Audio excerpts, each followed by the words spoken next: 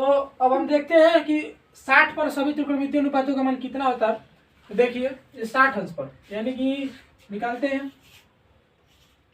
Sign 60 अंश। अब पहले हम त्रिभुज बना फिक्स कर लेंगे कि कौन सा त्रिभुज लेंगे। ठीक, त्रिभुज अब मान लें उसी त्रिभुज में लेते हैं, त्रिभुज ए डी सी, त्रिभुज ए डी सी में साइन 60 अंश। साइन बराबर होता है लंब बटा कोण। तो लंब कौन सा है? अब देखिए, अब इसको एंगल मान रहे हैं 60 अंश वाले को, तो अब इसके सामने वाली भुजा डीसी लंब हो जाएगी। तो लंब यानी डीसी अपन कोण कौन सा है? एसी, ये तो फिक्स है। तो डीसी का मान कितना आ रहा है? √3/2 ए अपन एसी का मान कितना है? ए, तो ए से कैंसिल हो जाएगा, बचा कितना? √3/2। यानी साइन 60 अंश का मान कितना? √3/2। अब निकालते हैं कॉस 60 अंश का मान। कास 60 अंश का मान, कास बराबर होता है आधार बटा कोण। तो देखिए इसको जब एंगल माने हैं तो आधार बना एडी, आधार बटा कोण एडी, और लंब कोण कौन सा हुआ? AC, AC. एडी का मान कितना है? a/2, और एसी का मान कितना है? ए से कैंसिल हो जाएगा, बचा कितना? 1/2। ए से कट जाएगा, बचा 1/2। अब निकालते हैं tan 60 अंश का मान। tan 60 अंश, देखिए tan 60 अंश, ये 60 अंश है, तो tan 60 अंश, tan बराबर होता है लंब बटा आधार। तो लंब कौन सा होगा? डीसी, आधार कौन सा होगा? एडी। तो डीसी का मान कितना है? √3/2 ए, और एडी का मान कितना है? a/2। तो अब ध्यान दीजिए कि ये इसको √3/2 ए, जब ये मल्टीप्लाई होगा तो ये ऊपर चला जाएगा 2/a। तो ए से कैंसिल, तो 2 से 2 कैंसिल, बचा कितना? √3। यानी tan 60 अंश का मान कितना हुआ? √3। अब निकालते हैं, इसको तब तक नोट कीजिए, आगे देखते हैं। अब कॉसेक 60, कॉसेक बराबर होता है कोण बटा लंब। तो कोण कौन सा है? एसी, और लंब कौन सा है? इसके 60 के सामने वाली भुजा डीसी। एसी का मान ए, डीसी का मान √3/2 ए से कैंसिल हो गया, 2 ऊपर चला जाएगा, तो बचा कितना? 2/√3। यानी कि कॉसेक 60 अंश का मान कितना होगा? 2/√3। अब होगा सेक 60 अंश। सेक बराबर होगा, ये सब स्मॉल में रहता है, ध्यान देना। कब आगे वाला लेटर सेक 60 अंश, तो सेक 60 अंश में कोण बटा आधार। सेक बराबर होता है कोण बटा आधार, तो कोण कौन सा होगा? एसी, और आधार कौन सा होगा? एडी। तो एसी का मान कितना? ए, और एडी का मान कितना है? a/2। ए से कैंसिल, बचा कितना? ये ऊपर चला जाएगा, यानी कि ए से कैंसिल, तो बचा 1/2। ये 2 ऊपर चला जाएगा, तो हो गया 2, यानी कि सेक 60 अंश का मान 2। अब बचा कॉट 60 अंश। तो काट बराबर होगा आधार बटा लंब। आधार कौन सा हो रहा है? एडी, और लंब कौन सा होगा? डीसी। एडी का मान कितना है? a/2, और डीसी का मान कितना है? √3/2 ए से देखिए इसको ऐसे लिखे a/2, इस जब ये मल्टीप्लाई में होगा तो 2 ऊपर चला जाएगा, और नीचे हुआ √3 ए से कैंसिल, 2 से 2 कैंसिल, बचा कितना? 1/√3। तो इस प्रकार से हमने 30 पर भी, 60 पर भी, 45 पर भी निकाला। अब देखेंगे आगे 0 और 90 अंश पर कितना होता है।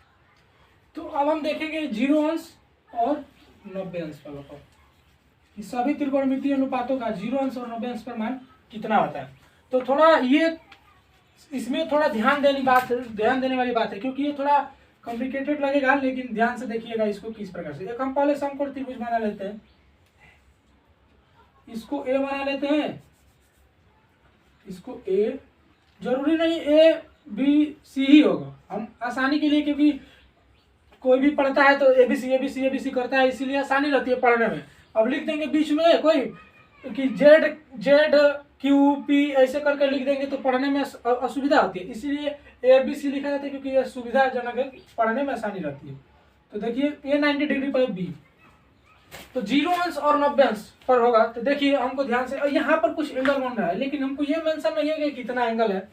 तो इसको ध्यान देने वाली बात ये देखिए कि यह एंगल ये कुछ बन रहा है, यानी कि इस वाला पद से ये इतना ये उठा है, इस प्रकार से कुछ एंगल बना रहा है, कुछ ना कुछ थीटा मान लो एंगल बना रहा होगा, कुछ भी बना रहा होगा।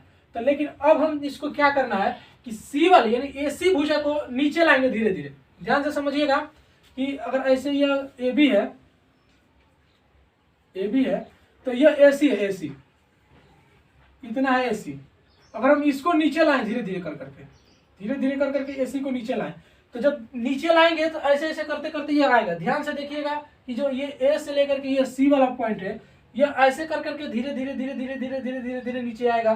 तो जब ये नीचे आएगा तो ये इसका ऐसे कर करके आता रहेगा, आएगा, सब आएगा नीचे, ऐसे करते करते नीचे आएगा। एक समय ऐसा आएगा जो एंगल यहाँ पर बन रहा था वो ये भुजा यानी कि AC, ये सब AC है। एक समय यह होगा कि यहाँ पर एंगल क्या होगा, जब इस पर पूरा आ जाएगा कि AC, जब AB और AC दोनों बराबर हो जाएंगे। ध्यान से समझिए कि जब AB और AC दोनों बराबर कब होंगे, जब ये एक दूसरे पर आ जाएंगे। जब एक दूसरे पर आ जाएंगे तो ये A एंगल कितना बना, 0 बनेगा। तो जब यह वाला एंगल जब 0 हो जाएगा तो उसमें हम 0 निकालेंगे, तो 0 हो गया और AB और AC बराबर हो गया। अगर हम इसको A माने थे, अगर इसको AB को अगर हम A मानेंगे तो AB AC पर आ गया, तो ये भी कितना होगा A। तो इसके अनुसार यह वाली जो भुजा होगी, यह वाली, ये दोनों जब A और A हो गए तो यह जब AC AB पर आ गया तो AB बराबर AC हो गया। हम इसको अगर ये माने तो AC का मान भी होगा। तो अब इसमें यह ध्यान देने वाली बात है कि BC तो एकदम खत्म हो गया, BC कहाँ पर है, तो अब इस पर जब आ जाएगा तो BC बनेगा ही नहीं। तो BC का मान कितना हो जाएगा, 0। कितना हो जाएगा, BC का मान 0 हो जाएगा। और एंगल यहाँ पर एंगल A को अगर हम माने हैं तो एंगल यहाँ पर कितना हो जाएगा, 0। अब ये एंगल A पर 0 पर हम सब त्रिकोणमितीय अनुपात निकालेंगे, यानी कि सब त्रिकोणमिति कहने का मतलब क्या है कि साइन 0 अंश। तो साइन 0 अंश, तो साइन बराबर होता है लंब बटा कर्ण। तो लंब इसमें ध्यान से देखिएगा, जब इसी को एंगल मानकर चलने, यहाँ थोड़ा सोचने वाली बात है कि ये त्रिभुज तो बढ़ ही नहीं रहा, एंगल भी 0 हो गया, तो ये त्रिभुज बनेगा ही नहीं, तो उस पर हम कैसे लगाएंगे। लेकिन वही तो हमको मान करके चलना, अप्रोक्सीमेट माने कि सन्निकटन माने मान कर हम चलते हैं कि ये 0 तब होगा जब 0 जब हो जाएगा तो इसकी भुजा 0 हो जाएगी, तो उसकी मान कितना निकलेगा, ये मान करके चलना है इसमें। तो ये फिक्स नहीं हो पाएगा कि त्रिभुज तो बनेगा ना, बन नहीं पा रहा है, इसलिए इसको मान करके हम अप्रोक्सीमेट कर करके हम चल रहे हैं कि इसकी भुजा इतनी है, इसकी भुजा इतनी है, और BC के मान को, BC तो 0 खत्म हो गया है, इसी प्रकार एंगल A जो होगा 0। तो मैंने मान करके 0 को हम मान निकाल रहे हैं, अप्रॉक्स कर करके, अप्रोक्सीमेट माने सन्निकटन मान निकाला जा रहा है। तो एंगल A बराबर 0। तो अब देखिए कि साइन बराबर था लंब बटा कोण। जब ये एंगल था तो लंब कौन सा होगा, यह BC, और कोण कौन सा, AC। तो BC अपन AC। अब ध्यान से देखिए, BC का मान कितना है, 0, और AC का मान कितना है, A। 0 में ऐसे भाग करेंगे तो 0, यानी साइन 0 अंश का मान 0। उसी प्रकार cos 0 अंश बराबर, cos बराबर होता है आधार बटा कोण। तो ध्यान देखिए कि इसको जो एंगल माने तो आधार कौन सा होगा, AB, और कोण कौन सा होगा, AC। आधार कौन, AB का मान कितना है, A, और AC का मान कितना है, A। तो A से A कट गया तो बचा कितना, 1। तो cos 0 अंश का मान 1। अब देखते हैं tan 0 अंश का मान, tan बराबर था लंब बटा आधार। तो देखिए जब इसको एंगल माने तो लंब कौन सा हुआ, BC, और आधार कौन सा हुआ, AB। तो BC का मान कितना है, 0, BC का मान 0, और AB का मान कितना है, A। तो 0 में A से भाग करेंगे तो 0। अब देखिए कि अब इसी प्रकार कोसेक 0 अंश का मान, तो कोसेक बराबर होगा कोण बटा लंब। तो इसको माने तो कोण कौन सा होगा, AC, लंब कौन सा हुआ, BC। तो AC का मान कितना है यहाँ पर, A, और BC का मान कितना है, 0। तो देखिए अब यहाँ ध्यान देना है कि A/0 ये अपरिभाषित बनाएगा, माने कि ये हम किसी संख्या में 0 से भाग देंगे तो कुछ नहीं आता है, वो पता ही नहीं चला कितना आएगा, इसलिए ये कितना अपरिभाषित होता है, जिसको हम इस प्रकार लिखते हैं, इन्फिनिटी बोला जाता है, इसको लिखते हैं हिंदी में अपरिभाषित, या इसको बोला जाता है अपरिभाषित, और इसको बोलते हैं हम अनंत बोलते हैं। ये अपरिभाषित है, ठीक ना।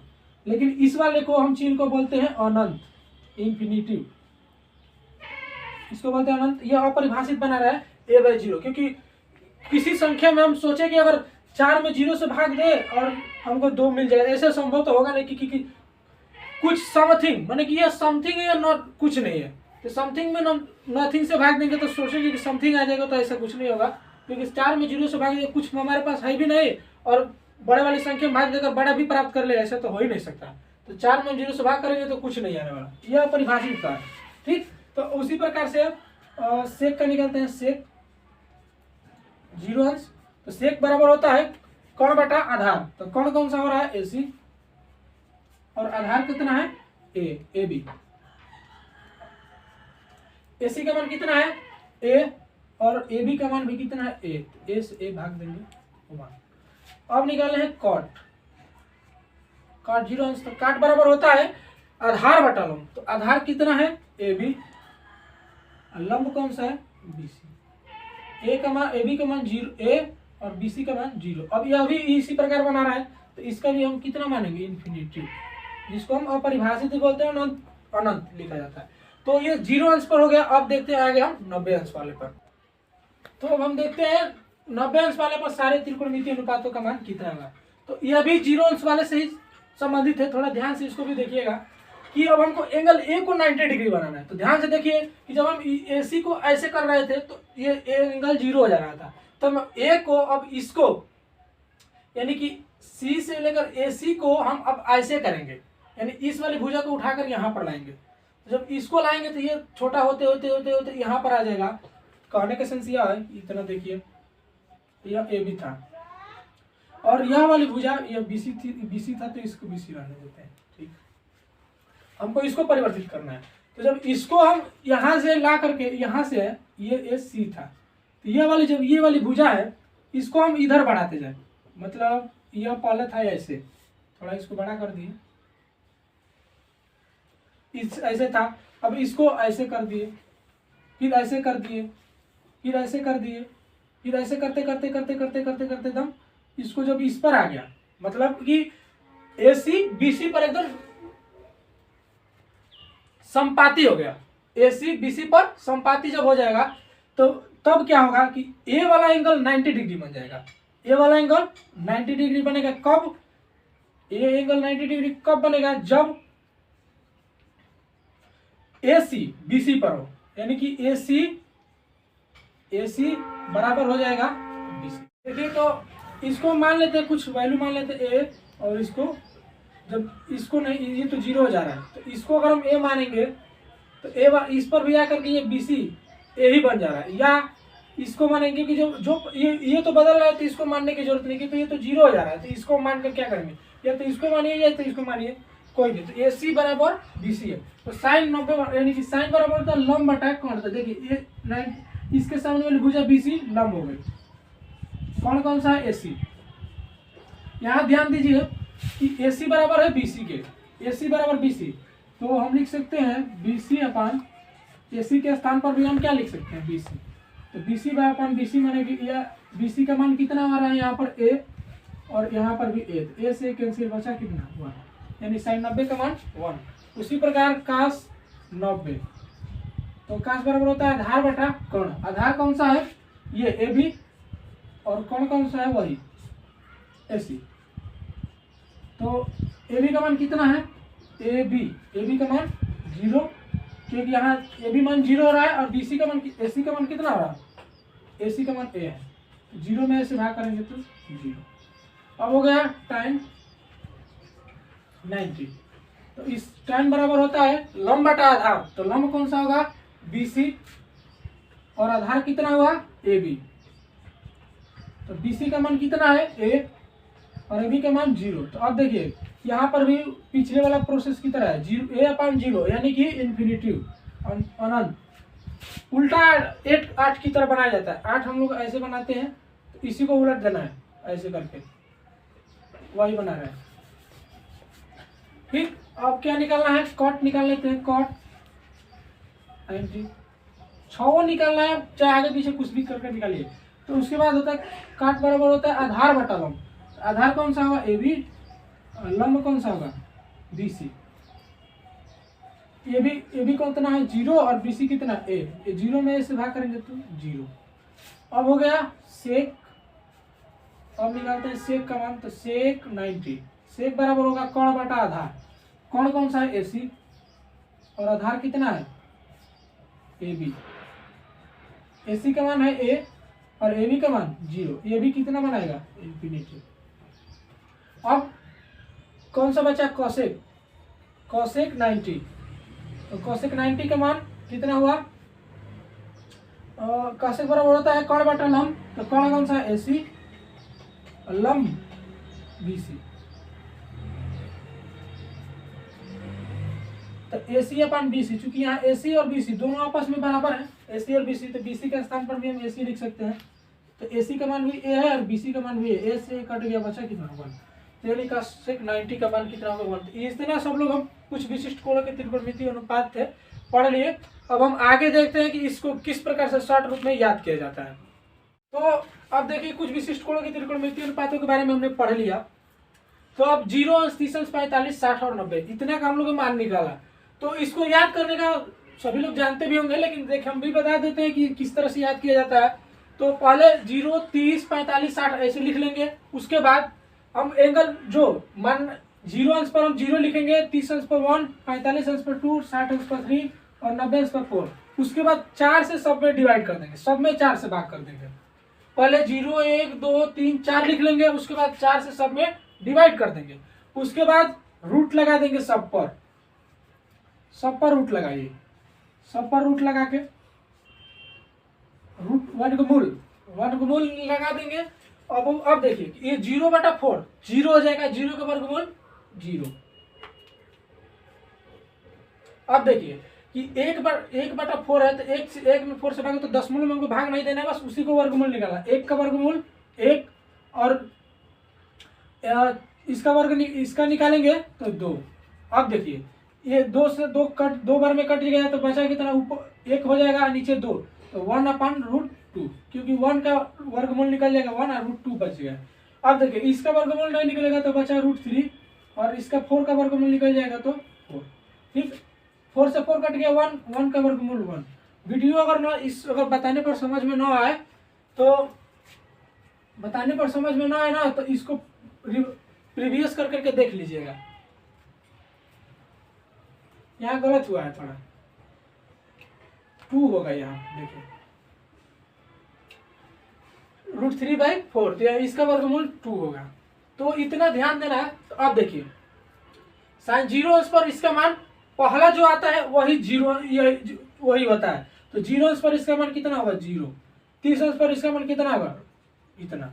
फिर अब देखिए कि ये 45 अंश पर जो आएगा पहला वही इसका ये होता है साइन का, जो पहला आएगा वही साइन का मान होता है पूरा सबका, 0 30 45 60 सबका वो किसका मान होता है साइन का। तो जितना आया उसको सब लिख देंगे। यहाँ पर कितना होगा √3/2 और इसका कितना होगा 1, यानी कि साइन 0 अंश का मान वो 0, साइन 30 अंश का मान 1/2, साइन 45 का 1/√3, साइन 60 का √3/2, साइन 90 का 1। तो ये जो पहला आएगा वो साइन का वैल्यू होता है।